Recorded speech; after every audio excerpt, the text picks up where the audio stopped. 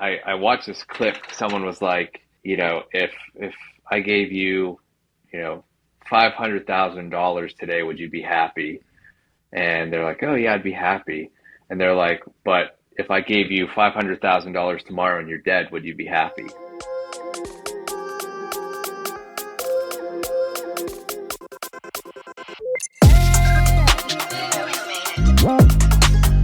My name is Randall Osche, and this is my podcast, where we dive deep into conversations that matter.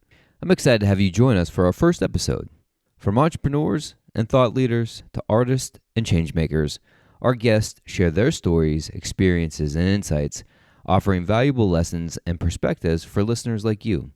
Our aim is simple: to create a space where meaningful conversations exist, where guests feel empowered to share their truths, and where listeners walk away with new ideas, perspectives, and inspiration. So whether you're tuning in during your commute, your workout, or house chores, thank you for being here. We are honored to have you as part of our community. Without further ado, let's dive into this week's episode with entrepreneur, small business owner, and sales professional extraordinaire, Nate Dlugopolski.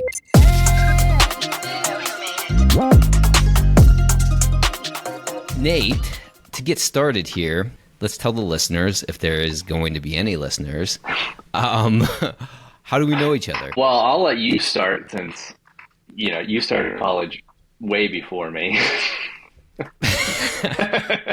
Okay. I wouldn't say way before, but we met at Clarion University, where we both went and graduated from. But we were both cooking, unless I'm mistaken, we met at the Triple R Roadhouse, which is the Red River Roadhouse. True. In Clarion, Pennsylvania, right off of Interstate 80, if anybody wants to check that out. With that said, deviating from our agenda a little bit, now that we have some years of experience underneath our belt, what do you think about the decision that you made to go to the prestigious Clarion University of Pennsylvania? I look at it both ways. I kind of regret it. I just went on a whim. One of my friends who had graduated a year before me in high school went there. He was going to be a history teacher, and I didn't really know what I was doing going out of high school. So I was like, yeah, that sounds fine. So, I applied to all the state schools, Indiana, Clarion.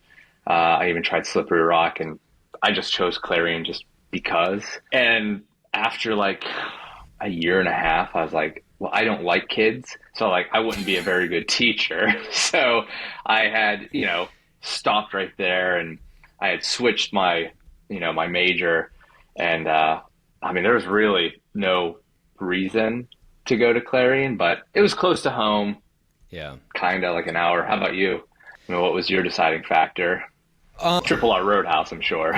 Yeah, right. Yes, I was looking for a part-time job at a steakhouse so I could spend my Friday, Saturday, and Sunday evening smelling like roasted beef and onions. Starting at the end, I wouldn't necessarily say I would regret the decision, but what I hope that if there are listeners to this, that they can learn through the dialogue that we're having about how we made the decision, as an example, to go to Clarion, right? With life experience now and have a better understanding of how the world works, I would not have made that decision. If I was giving advice to, somebody graduating college today, it would look much different than the decisions that I made. One of those, so I wouldn't necessarily, I regret it, because again, another thing is access to information is a lot different today than it was, back then. I graduated high school in 2003. You graduated after me. When did you graduate high school? 2007. Oh, maybe it was. So significant. You were right at the beginning of this. So I was in college for a long time. Anyways, I would, knowing what I know now, I would not have made the decision to go to Clarion. Not saying that I regret it, because it was a valuable life experience, and I met some of my closest friends that I still have relationships with to this day. So I wouldn't give those up for something else, right? Yeah.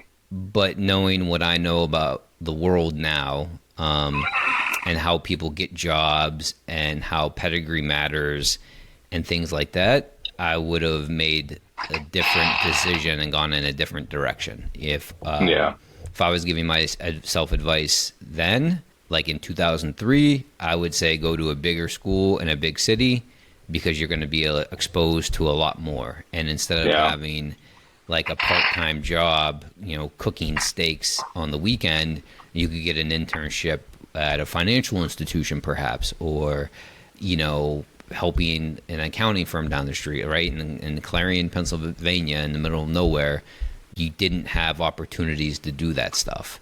And that's something that, through my career, I have viewed people that people have gotten internships have gotten further faster in their career because they started sooner, right? Sure. If we aspired to be cooks or line cooks or chefs for the rest of our lives, we would have gotten the head start, but that's not what we aspired to be. I was picked Clarion because it was is an easy choice. It was relatively close to home, things like that. But again, I would have said go to a big city and a bigger school because it's going to expose you to more of life. Right? Yeah. I talked to my sister about this often. And it's like growing up in St. Mary's and then going to St. Mary's, Pennsylvania, that is, and going to Clarion University. I've worked in wealth management and finance for the majority of my career, white collar jobs. I wasn't exposed to people doing white collar jobs. Exactly. For the first 23, 24 years of my life. Maybe a couple people that would sell insurance and things like that, but generally not. So that's. I mean, I totally agree. Looking back, not saying I'd get into Pitt or a big city college back then. I mean, but looking back, I definitely wish I would have applied just to see, if I would have got into something like that, or did community college for 2 years and then, the final two. But, I say I regret it on one end, but then, I'm a firm believer. Everything happens for a reason, take that as you will. But, I met you, I met a ton of friends in Clarion. The experience wasn't bad, right? I didn't dread going to Clarion. I didn't take advantage of it. I would work at the Roadhouse, 3 days a week, and then I'd go home and then work back home because I had a job back home. Similar, it was a cook. So I was and back then, I just worked a lot.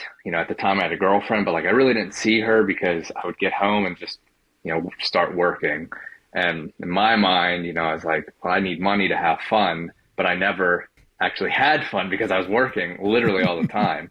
So, if I would tell myself anything, I'd be I should have just enjoyed college because my wife and, her whole family really enjoyed college. They had fun, not necessarily going out partying every weekend and, getting drunk, but it was just enjoying the experience. So that's definitely something I look back on and just, I'm what was the purpose of college if I didn't get to actually enjoy it?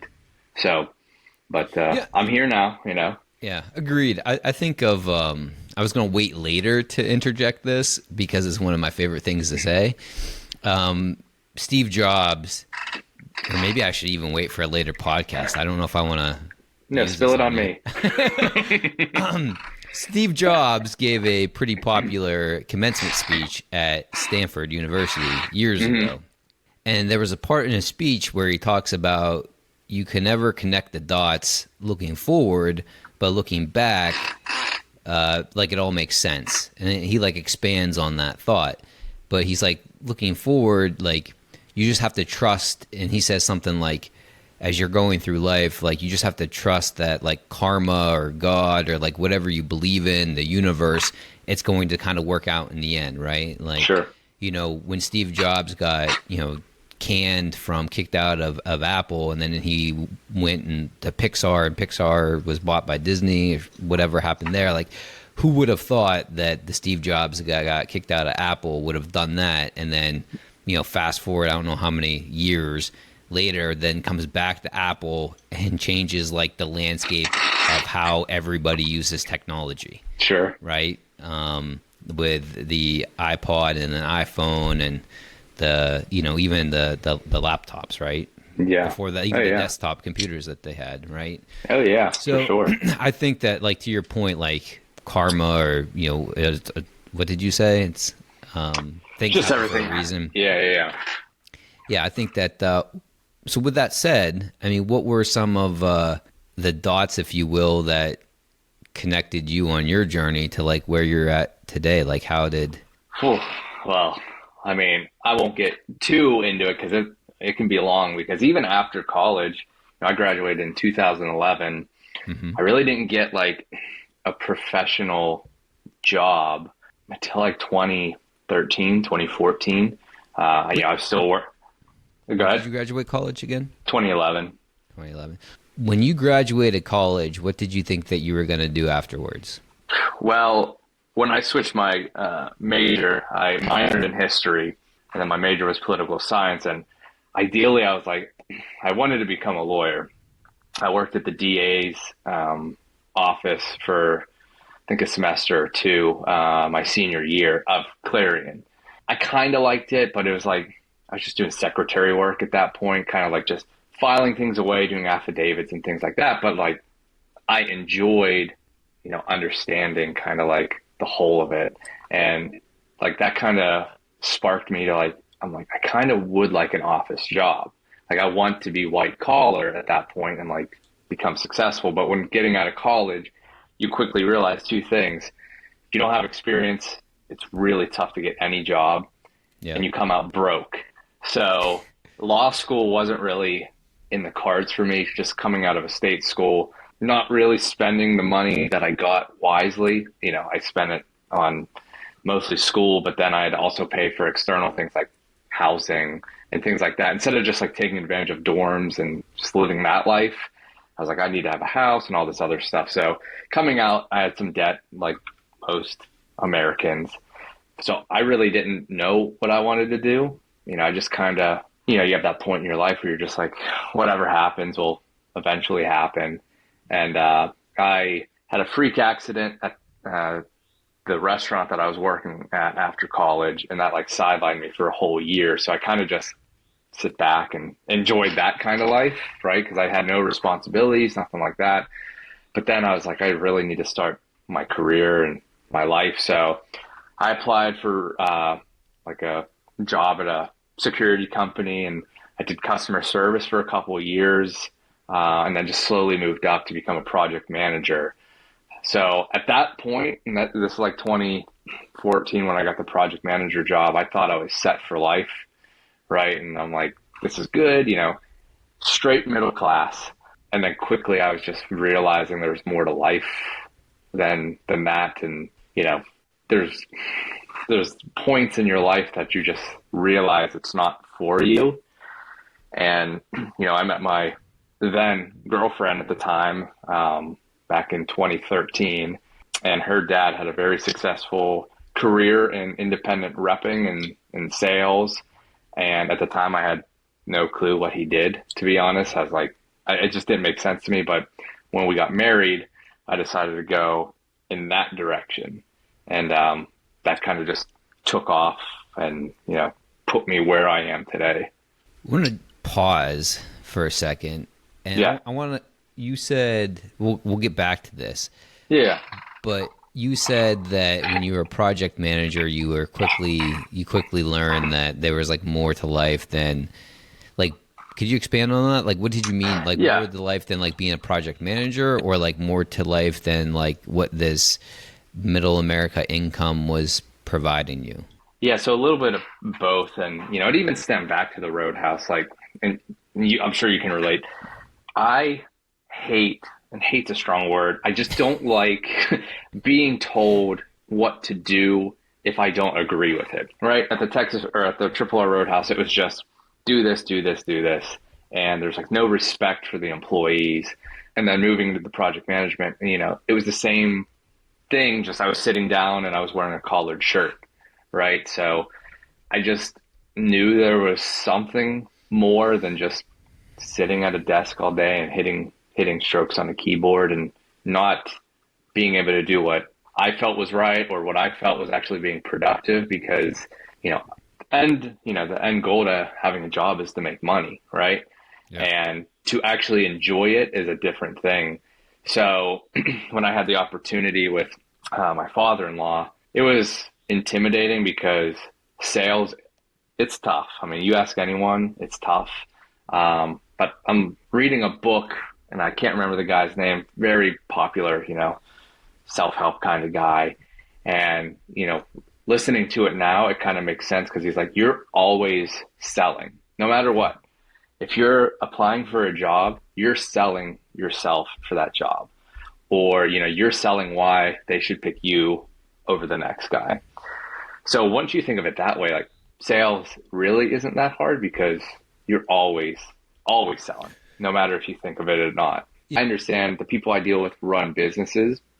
So like margins are key and profits are very important. So if you come to me and say, hey, there's an issue with this or that, or someone's coming in hard trying to get my business, like I appreciate it. And I'll be honest, like with them, I'll say, listen, I can't touch that price or whatever. Like there's nothing I can do. And like sometimes at the end of the day, relationships won't save that because I understand, Right. you have to stay afloat. So, but just knowing that they came back to me and to say, that there's an issue or I know then down the road, I'll have an opportunity to get that back or something like that. So the doors aren't closed and, relationships are, if a bridge will never be burned with good relationships. Yeah. So would you say that would be one of the questions that we talked about beforehand? It was like pivotal moment of your career. So, you met your girlfriend, fiance, and then your wife, right? Yep. And then obviously part of the family now and got to work with the father-in-law, and that changed the trajectory of your career. Is that how that happened? Yeah, absolutely. I mean, when I made this complete pivot, the first year was real tough. You're getting into something that you have no idea about, and like a little bit to like expand on what I do. So I'm like a subcontractor for companies to sell their product. So if you have milk and you hire me, I have to go out and try and sell that milk. But then I can also rep a company that sells pens, and I got to sell the those pens to different people. So that was real intimidating to me because I rep in the fence industry and window industry, and there's a lot to learn. And I even told my wife, 6 months in, I was like, I don't know if I made the right decision because I'm self-employed. So like I was making at the time less than what I was making at, the security company because I had expenses and all this other stuff. So, I was like, I don't know if it was really a good idea. So she told me, stick it out 6 more months and see what happens. And I'm so thankful I did that because, you get the ropes, then you just really start to understand it a little bit more. And it's kind of like in any job. There's just something that clicks when you're like, I get it now. And then just from there, and I've been doing it 6 years, I love it. I mean, I create my own schedule. I do feel like I'm always working, which can sometimes be a problem. And I think some people can relate. I'm sure you can relate. I mean, you're a hustler. I swear you work 8 days a week. And so, I appreciate, I respect you in so many ways because of that, because you're always looking for like, not the next big thing, just like something, to add value to yourself. Right. So with that being said, it's just like everything, like I said, happens for a reason. And me taking this jump of faith and leap of faith has really brought me to where I am now. And I tell Lauren, my wife, I'm so thankful that I stuck it out and, that I married her because, she wasn't gonna let you quit. You can't once you do that, man, whether you're happy or not. It's so funny. My father-in-law always jokes that when I got married, there was a contract inside the ring that said, if we got divorced within 5 years, I had to pay for the wedding and I was no longer employed. So, I'm in we're at year clear now. 7. Yeah. We're at year 7. So, But Oh, geez. it honestly, it was really eye-opening just knowing I could, you know, and Al, my father-in-law, always says, in my line of work, you get paid on how much you put into it. So if you don't do anything, you're not going to make it. So, how much I make at in the end is a reflection of how hard I work. And I think that's a good kind of checks and balance to show how Yeah. hard I'm actually working. And that's the thing about, say, like those corporate environments that you and I are both familiar with, is that you can increase your output and be doing a really good job, and it's not going to get you further faster. And there's Right. no reward for that, right? Like you might get a 2% merit increase if you're lucky, but Sure. then like you have to, if you're in like, if we work for a large bank, like I have been used to, you have to apply for new jobs. Like nobody's going to be like, you're doing a great job, thanks for working 80 hours a week instead of 40. Right. You added like all this extra value, but you're not going to get paid for it, right? Yeah. Two of the things that I think I'm very intrigued about, not I think that I'm very intrigued about, that are very intriguing for me, are one, people getting comfortable with taking risks and understanding or contemplating like how hard things could be. So, right, like you're, as far as risks go, you had a comfortable job. It was, providing you a nice lifestyle. You had a girlfriend, probably turned into your fiance during that period of time. Yep. And then you had been presented with this opportunity from your, soon to be father-in-law or father-in-law, depending on timing. And that was a big risk for you. So you talked a little bit about that, but what was your comfort level with jumping off that cliff, and maybe what was your thought process of, just getting comfortable with doing it, and, walk us through that. Yeah. So, I mean, I was super uncomfortable at the beginning because, I had known her, well, first on the personal level, because, I knew her father-in-law it was going on. So we got married in 2016 and I started in 2017. So at that point I had known him for about 4 years, but, just kind of like the normal, like boyfriend to girlfriend's father kind of Yeah. it's surface level, right? It Right. wasn't anything deep or anything like that. And then we were still kind of on that surface level whenever I jumped into the business. And at that point, it got real that like I wasn't going to be treated as like, hey, everything's okay. You can screw up as much as you want. You married my daughter, da da da. Like it was like, out of the gates immediately. It was kind of like you have to do well, kind of thing, because he's an intimidating guy. Like when you first meet him, so I knew that coming in, and just working with him, it was kind of intense, and that was kind of the turmoil I went through for the first year, and that's why I was kind of like, is it going to work? Because I wanted to be on that personal level, but it was kind of like business first, personal second. So that was super uncomfortable. And I spent weeks with him. Like when we would travel, same hotel room, same car, 4 or 5 days out of the week. So I don't know of many people that spend that much time with their father-in-law, right off the bat after marriage. So, Yeah, man. it was a little intense. How did you guys manage that? Like, was there a conversation at any point in time where it's just like, listen, you're my father-in-law, you're my son-in-law, this is challenging for both of us, it's kind of not normal, we need to like respect boundaries? Like, was there ever, or did you guys just like do what guys do and hide their frustration? Yeah, I mean, I'm not a confrontational guy at all. Like, I hate confrontation. So, like, if something bugged me, the only person I heard about it was my wife. So, she could write a book or like a diary of how many days like I'd come home and just like, oh, your dad really pissed me off, da da da, something like that. And it wasn't until about my third year into doing this, like I just blew up, right? Like it was just kind of pent up frustration, and so I think, and I hope he doesn't listen to this because I think at that point, like he started, I think that's where it was like, that's where the barrier broke, where, I respect him as both a business partner and a son-in-law. So that's kind of, I think it was a little rough, but I think at that point it was something that didn't need to be said, that it was kind of like, here's the boundary. Yeah, I think I think it goes. I think there's value both ways, right? Like sometimes you can't come in hot, like being the new guy, regardless of the situation, and be like, "I know better than you. This should be going differently. This is harder than it needs to be." Like Yeah, you gotta, be a little bit patient, and then maybe have that conversation. So I think there's absolutely. probably, you know, looking back on it, just hearing you talking, like probably some value in you sitting on the sideline and working through that on your own, but maybe not wait 3 years.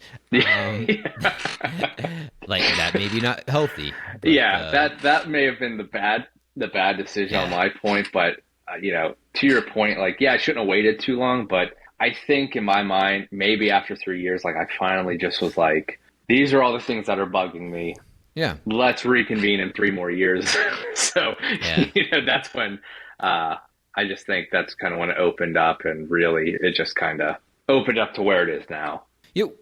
The other question I have about that scenario is, so you left your comfortable like corporate job, right? That wasn't giving you what you wanted. Started working with your father-in-law in 2017, and I'm sure you had some idea of how hard it was going to be, right? How hard was it versus how hard you anticipated it being? Like, how much harder was it than you thought it would be? That's a good question. I mean, going into it, I had no clue, right? I even when the day that I started, it wasn't until, so I distinctly remember we were at a wedding for a family friend, and I was asking him kind of like real questions, like, what do you do? Because I was already making the jump in February, and it was already January, and I had no clue what he was doing. So like starting off, it was like intense, because like I walked into his office and he had papers everywhere, binders. Like he did a good job like setting me up to start learning. But in our kind of business, it was kind of like there's so many like parts and part numbers and like structural parts and all this other stuff. So at that point, I just was like, I'm not going to learn by looking at a book and reading, what part ABC was. And I tell this to everyone that knows us, and the companies that we rep, that like I am very fortunate that I was thrown into it like I was, because I learned through, just watching. And that, I mean, there were some times where like I had no clue what a part was. So I had to Google like some of these parts, because like I felt embarrassed to ask him after like 4 or 5 months, like, what is this part? So like it was kind of like a tier, kind of like, it's okay to be green. But then like after 4 months, I was like, I need to start really understanding this more than what I was. So it was, I would say, to your question, a lot harder, just because we were just go for the first 6 to 8 months, and it was intimidating. I was anxious a lot, because I wanted to impress not only like my boss, but like he's my father-in-law, so like I need to impress him. Right. So double whammy. Not a situation you can just like necessarily walk away from. Like, yeah, right. Yeah, because like you're not going to escape that. Yeah, and that like came to it too. Like on the year, I was like, well, I can't quit, because if I quit, then like, will that cause a strain personally with my father-in-law? Right. So there was a lot of factors going into just my life at that time, and I'm glad I was persistent. I kept at it, and yeah, it was stressful. Yeah, I didn't know a lot, and yeah, it was very scary for the first year. But anything in life, like if you're not scared of it, then it's what's that saying? Like it's not worth doing something if it doesn't scare you, or something like that. Yeah. So. I always quote Meek Mill in these moments. Scared money don't make don't make no money. At least it wasn't a T.I. reference. At least it wasn't a T.I. reference. Yeah, scared money don't make no money. I think that the reason I bring that up is because I think that you have to be comfortable. If you want to get to where you want to go, oftentimes it means becoming uncomfortable and taking risks. Yeah. I don't necessarily think that, a lot of how, maybe it's how we're educated in the U.S. or whatnot, but I think talking about books, you've mentioned a few of them thus far. What would you say is the most influential book you've ever read that really sticks out to you, that like set you on a journey or a path that you wouldn't have taken otherwise, or really helped you in your career, or with fatherhood or fitness? Yeah. Well, there's definitely a couple. One of them. Ask for a couple. Ask for one. The most influential book. Lately, I think it's called. I think it's like How to Be Grateful or something like that. Ooh. It really puts a perspective on life. The author went through a cancer scare, and it was like chances of living were slim. And it's kind of like the synopsis is like, yeah, you might be in a bad situation, but there's so many more things to be grateful for than that one bad situation. Now, I will say the book's a little redundant because it's like my grandmother died, but I'm still alive. Like, it kind of keeps reverting back to that, like, oh, I'm alive. But if you look at it as a whole, like if I have a real bad day at work or something happened, I know, like, I'm grateful that I still have a wife. I still have a child. I still have a house. So with that being said, it's kind of like just knowing that there's more grateful things to be appreciative for than bad days and bad scenarios. I mean, it's the balance. It's way out of balance because the grateful will always be better than that one bad day.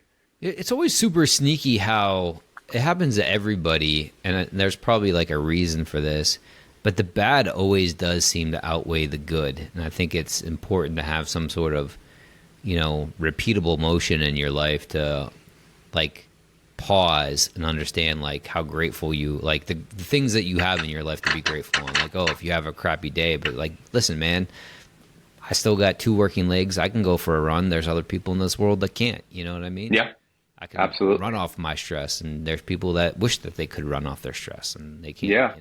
Like I mean, it's always that, and it's like not comparison. Like, someone may always have it worse than you, like depending on what it is. Like, but you just have to be grateful with what you have. Like, my life, it's very, I view things like life as a success isn't always about money. It's about how happy you are at the end of the day.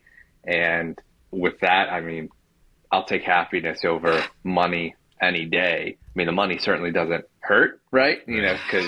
But I just think every day I'm just grateful to be alive, because it was, I watched this clip. Someone was like, if I gave you, $500,000 today, would you be happy? And they're like, oh yeah, I'd be happy. And they're like, but if I gave you $500,000 tomorrow and you're dead, would you be happy? And it's like, well, no, like I'd rather be alive, right? The next day and enjoy what, God's given me and, what life has given me, to really appreciate, what I have. Yeah. I like that. On your, I think the saying goes something to the effect of, on your worst day is somebody else's best. Yeah, absolutely. I think that really hits home. What would you say, like, how would you define success? And I think you alluded to that a little bit when you were talking about money and your family, but I think it's, in society now, I think it's tricky with like the access to information and Instagram. And I think a lot of people would say, if they didn't give it much thought of like, going to tropical places or going to yachts or like whatever's cool on Instagram or having lots of money. But I think success means different things. I think success should mean different things to different people. I'll say it like that. What does success look like to you? Well, and that's the thing about like social media, like it alters people's view of success, right? People think being rich and, having mansions is successful, but like, yeah, it might be successful to that person. Right. But like, to me, I just think having a family and just being able to have freedom, right, to do what I want to do. And, if I'm living comfortably and, not really worrying and having anxiety every day, I think that's pretty successful. And, there's always going to be success that may be out of reach because people always want more. But if you just kind of look around and see what you have, and, if you woke up this morning and you're like, it's going to be a good day, I think that's pretty successful. What about you? Well, I'm just going to contradict everything I just said. You're like, well, money. How do I ease my way into this?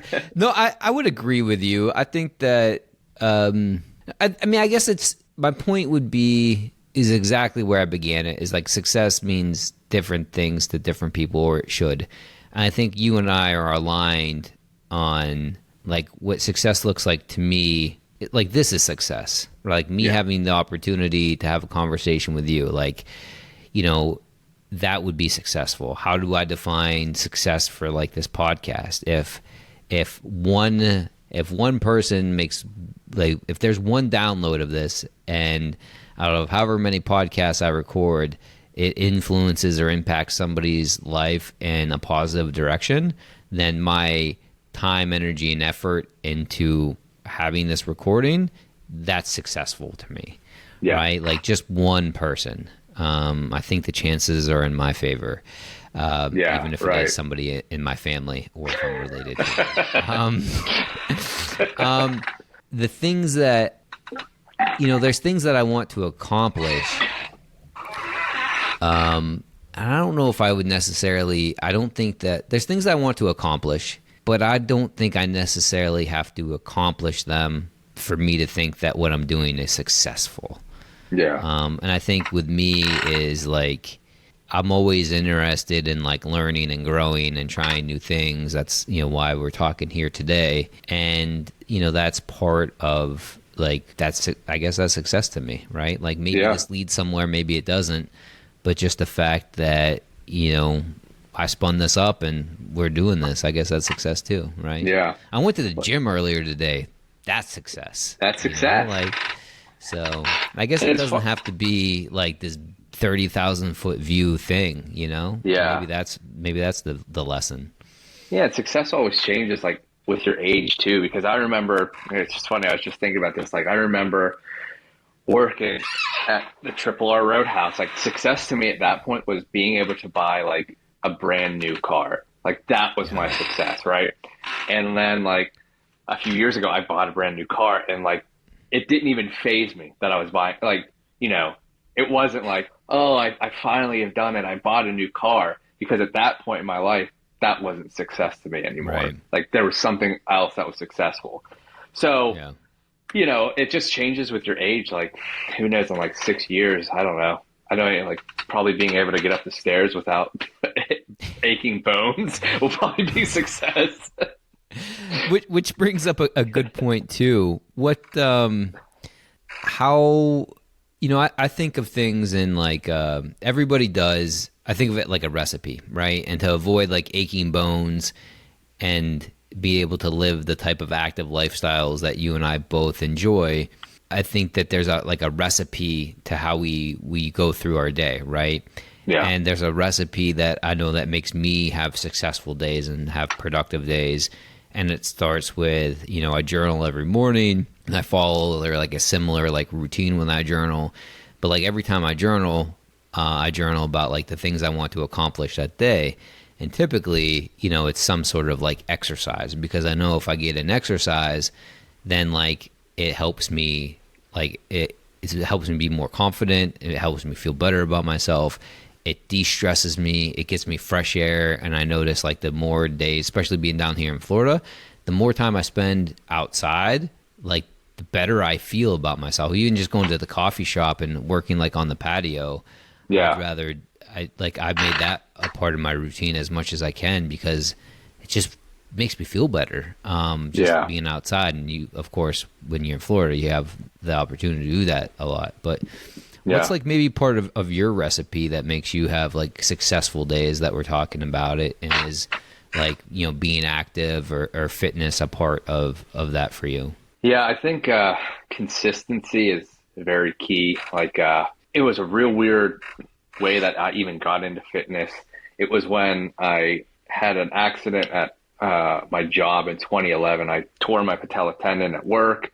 That's what set me off for a year. And after I had the first surgery, I was just like, well, I don't want to sit around and just get fat. Like I wasn't overweight, back in 2010, 2011, whatever, but like I wasn't like healthy. Like I was eating chickens and, double hamburgers daily and things like that. Like I couldn't even care less what I was putting into my mouth, and just drinking like soda and like super sweet alcoholic drinks and things like that. So at that point is when I started to go to the gym. Like I remember walking into the gym on crutches, signing up, and the guy was like, "How are you going to work out?" I was like, "I'll make it work. Like Good for you. I'll just, do it." And I was pretty, on and off. Like I would go, whenever, but I knew just when you know that you're paying for something, for me, like if I know if I'm paying for something, I need to take advantage of it because I hate wasting money. So, it wasn't until like, I don't know, probably 8 years ago or something like that, I really got into consistency. I was working out 5 days a week.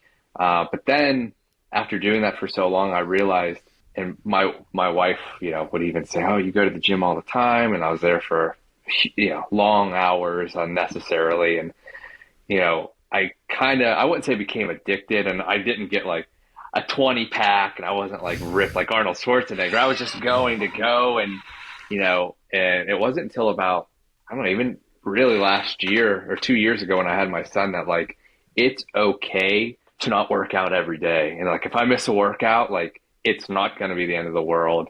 And at that point, it was like something clicked where I was like, as long as I'm eating healthy, eating whole foods, and just getting even any form of exercise, like you said, go, walk the neighborhood, something like that, just to know that I did some sort of activity. It really set me on a path of just being able to be disciplined and like eating. And sure, I splurge and I still have a McChicken and a burger every once in a while. I mean, let's be real. But, Yeah. just having that mindset of like, it's okay to like, just live life, just live it healthily. One of the things I struggle with, like I'm always like, trying to, at some point in time, like I'm at some point of like my fitness journey. Like Yeah. it's just, I've been doing it for so long. I think I started to play like sports consistently in like sixth grade, and probably since sixth grade, maybe like seventh grade. Like I've always like worked out in the off season of like whatever the sport I wasn't in doing. And there hasn't been like extended periods of time in my life where I've just not worked out or tried to exercise. Like it's always been probably my worst. I think there was like one winter break where I went home in college. I didn't have like access to the gym or something, and it was like 2-3 weeks or something like that where like I didn't work out. And like, other than like being sick maybe for a couple weeks and taking a break, there hasn't been like a long extended period of time. Like I'm now, by all means, also not Arnold Schwarzenegger and always not in my peak physical condition, but like being active and going to the gym in some form or fashion, or getting some exercise in some form or fashion, is something that like I've always been doing. But one of the things I struggle with is, once I'm consistent, it's always easier to go to the gym the next day. If I'm eating healthy today, it's always easier to eat healthy tomorrow. Right. But like, how do you, like when you have the McChicken, how do you like not fall off the deep end and just like, it's the slippery slope? Yeah. Well, I mean, it sounds real boring, but like if I'm not traveling, I literally eat the same thing up until dinner every day. Like I have oatmeal with berries in the morning, and then like 10 o'clock I have egg whites, an egg, spinach, whole grain toast, and an avocado. For lunch I have some sort of chicken salad, then I have a protein shake, and then dinner is kind of like the, whatever. It's the wild card. Yeah, it's the wild card usually. But usually it's, my wife eats really healthy too, so like it's generally a healthy kind of meal. So like in my mind, and it's probably not the right way to think about it, but like I ate healthy for X amount of days. Like I know if I have 5 guys, I'm not going to have like Five Guys tomorrow, knowing that I Yeah. love their hamburgers, Yeah. just knowing that like cheat meals are okay. They're necessary for. I mean, I think they're necessary for a healthy body. I mean, Yeah. so with that being said, like it's kind of like, I did diets, so many diets, right? Keto I've done, I've no carbs and all that stuff, but like if you're just eating whole foods, like whole grains and all that stuff, like having chips here and there or ice cream and having a kid, man, they'll eat anything and they'll force you to eat it too. So like I'm kind of forced to eat bad most of the days, but Yeah.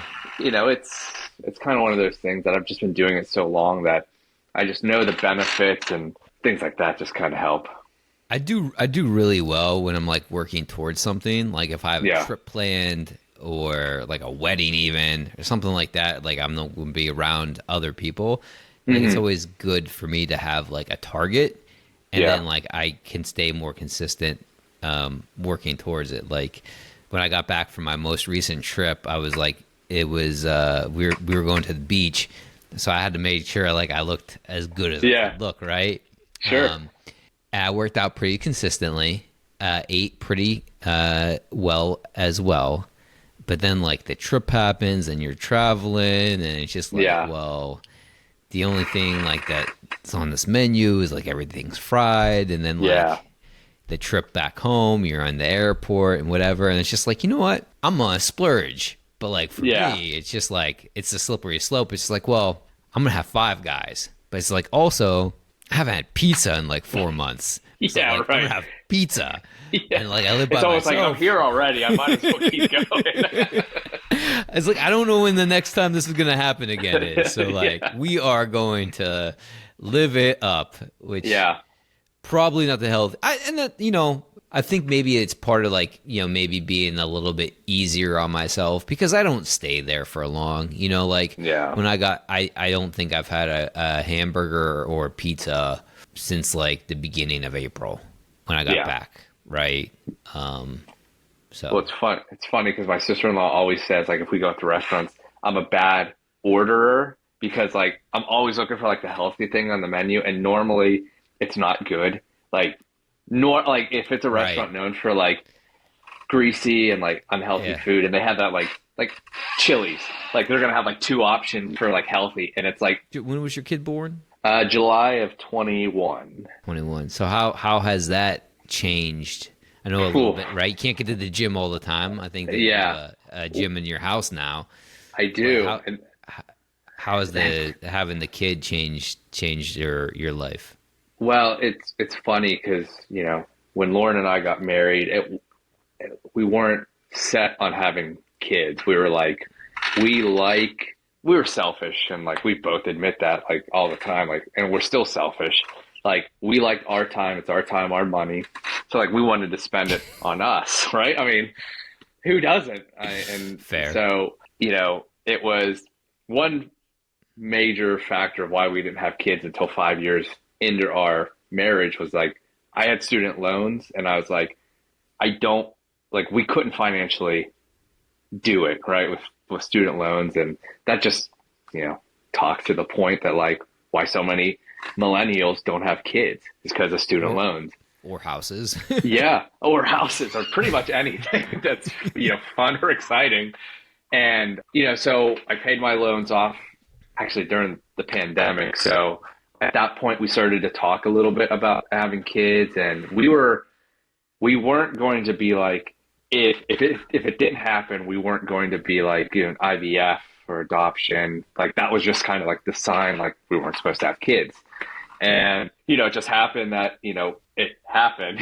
So in July he was born, and leading up to it, I don't think we understood like the gravity of like having this human being in our lives 24/7. And it was definitely a shock to like our schedule, aside from like sleep, like the no sleep and no fun for a little bit. I mean, I just remember like 2 days after coming home, like her family was real nice, and like they were over like trying to help us out as much as we can. And that was like 2 days going back to like working out every day. It was like 2 days I like didn't get to like do any sort of exercise. I was like, okay, well, you know, Lauren and my mother-in-law are upstairs with the kid. I'm gonna do a bike. Like I did the bike for a little bit, and I came up and like it just at that point I realized that my life prior to a kid was no more. I didn't have like my schedule. I didn't have my time. I had to start focusing on someone else than myself. So at that point, it really opened up my eyes to being a father because I didn't want to be a father that wasn't like heavily involved in his kid's life. You know, you grow up, you know, with our parents, and it's not the same, you know, for everyone, but like the dad usually didn't do like a lot of things. Like I take Easton, my son Easton, to the grocery store every Saturday because like that's me and him time, and it also gives Lauren time to like herself because Right. everyone needs their own time. So I love taking him just because it's like something we do, and so I really started to focus on other things. And then I also figured out, you know, I can work out in a different way, and you know, I I build a gym down in my basement, and you know I'm there 4 days a week, and that's plenty for me, and I can go whenever I want and Yeah. still have time for everything else. So having a kid really was like eye opening to that. Being selfish is fine because like we're now at that point where we're getting selfish again. We're like he's sleeping through, like he's sleeping right now, so like we have our whole evening to ourselves again, and you know we can do things with him, and we could also send them to the grandparents and still do things by ourselves.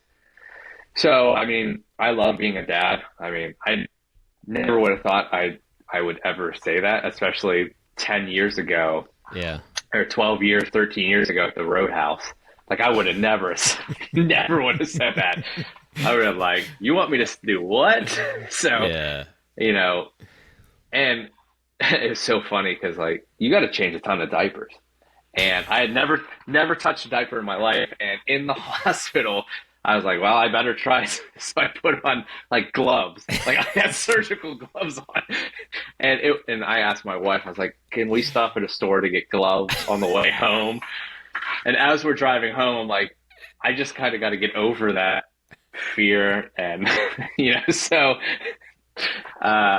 because the nurses came, I had these gloves on, like I was about to perform surgery. Now just changing the diaper. So it really opens up, you know, a whole different side of me that I never thought I was gonna ever experience. So having another kid, maybe not so much because we are at that point where he's independent, where he can play on his own, and he's, you know, been sleeping through the night for about a year and things like that. So I don't think we're ready to have another kid if we were to have another one. But yeah, I'm happy where I'm at now. So I love to hear that. I mean, I think that's, you know, like a lot of good stuff there. But one of the things, like, you figure out ways to do it, right? Like, I think that, like, there's never the right time or right moment to have a kid. Like, things aren't going to be perfect, I guess. Like, there's not going to be the exact right moment to, like, do the thing, like, whatever the thing is, whether that's get a job, transition a job, have a kid, right? But, you know, things happen and then you figure it out. Yeah. What does fatherhood mean to you? Oh, that's a good question. I would just say it means that I have more of a purpose in life than I ever would have thought I ever would have. I mean, I couldn't think about, I mean, I could barely care for myself. Like, so to have to care for another human being is just like, it's just mind blowing, but it just gives me a more understanding of life, that there's more to life than just myself or, you know, things I want to do.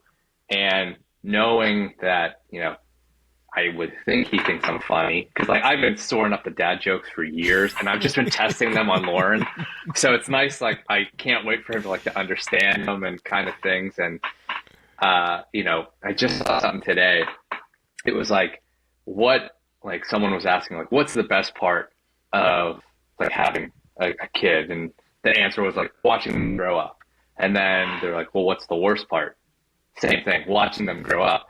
Because people say each stage in life is the best life for the kid. And it really is. Because like right now, I think it's like the best life. You know, he's fun and he's, you know, starting to talk. And then like in a year, he's going to be fully talking and having conversations with us. And I'm going to think that's the best point in his life or my life. So it just kind of goes along with that success thing, right? Like there's always going to be something better, and your view of success and your view of like what the best point in your life is always going to change. And I'm just excited for the journey. I love that. I'm glad that you said it, journey. Like I take a look at, I think about everything in like a journey format, right? Like, where are you at today? Where you want to be at tomorrow? How are you going to make that happen, right? Like, you know, you want to be a better dad. You want to give, you know, your wife Lauren some more time. So what do? You know, take the kid to the grocery store every Saturday. I love it. Work towards wrapping this up. I got some like 2 rapid fire questions for you. Okay. And then I'll give you the opportunity for any final thoughts. But what is your favorite, or if there's a few, what are your favorite failures that you've had? Oh boy. I would say it wouldn't even be a failure. It would be, so how I even met Lauren, I was coincidentally dating her roommate at the time. And, you know, when her roommate and I found out like she was cheating on me and stuff, I thought that was like the end of the world. And, it just really opened my eyes to like, and it wasn't like I was jumping from one to another, right? Lauren really was like comforting me through it. And I was like, hey, listen, like you and I like get along way better than me and your roommate ever did. And it kind of just blossomed into what it is now. And it goes back to like, everything happens for a reason, connect the dots, right? I mean, even how we met was kind of like crazy through how I met her roommate and things like that, and how I am like where I am today. So I wouldn't necessarily say that was a failure, really. I would just say that was kind of like a happenstance in life that came up unexpectedly. But the best, I mean, her roommate was the best mistake of my life. And I say that all the time. Excellent. Shout out to the roommate, by the way. Thank you for your services. Yes. Last question. And we've touched on this maybe a little bit, but what would be the one piece, the most impactful piece of advice that through your journey through life so far and where you've been and how the dots have connected, right? What would be the one piece, the most impactful piece of advice that you would want to give your younger self? Well, it's, I think about it constantly. It's like an actors round table and Tom Hanks was talking, and, you know, he also kind of referenced it. It's like, this too shall pass, right? Any bad point in your life, this too shall pass. And even any good part in your life, this too shall pass. And I wish like my younger self, because I just remember like being hung up on like the dumbest things, right? Like whether it was girlfriends or like I got fired from a restaurant once, and I thought that was like the end of the world, and it clearly wasn't. And or I'd still probably be working there. Right. But, so I just think like one of those things, just like, don't get hung up on like the day-to-day, you know, trivial things that won't matter 10 years from now.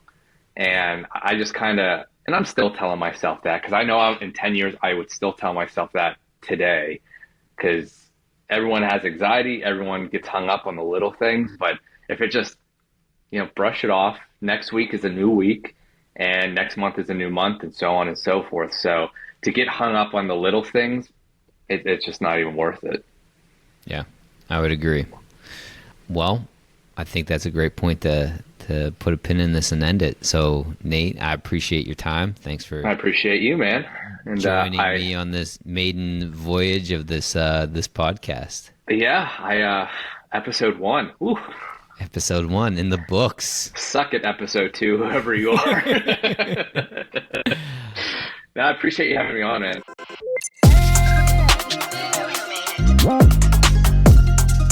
And that wraps up our first conversation here on the Randall Osché podcast. We hope you've enjoyed today's episode as much as we've enjoyed recording it. Before you go, we wanted to extend our gratitude to our incredible guest for sharing his time, insights, and stories with us. If you found today's conversation insightful, we invite you to subscribe to the Randall Osché podcast on your favorite podcast platform. By subscribing, you'll never miss an episode, and you'll join our growing community of listeners committed to meaningful dialogue and personal growth. We'd love to hear from you. Share your thoughts, reflections, and key takeaways from today's episode on social media using hashtag the Randall Osché podcast. Your feedback fuels our continued efforts to bring you engaging and impactful content. As always, a special thank you to our listeners for tuning in. Your support means the world to us. It truly does. And we are grateful for the opportunity to be a part of your journey. Until next time, stay curious, stay inspired, and keep the conversation going.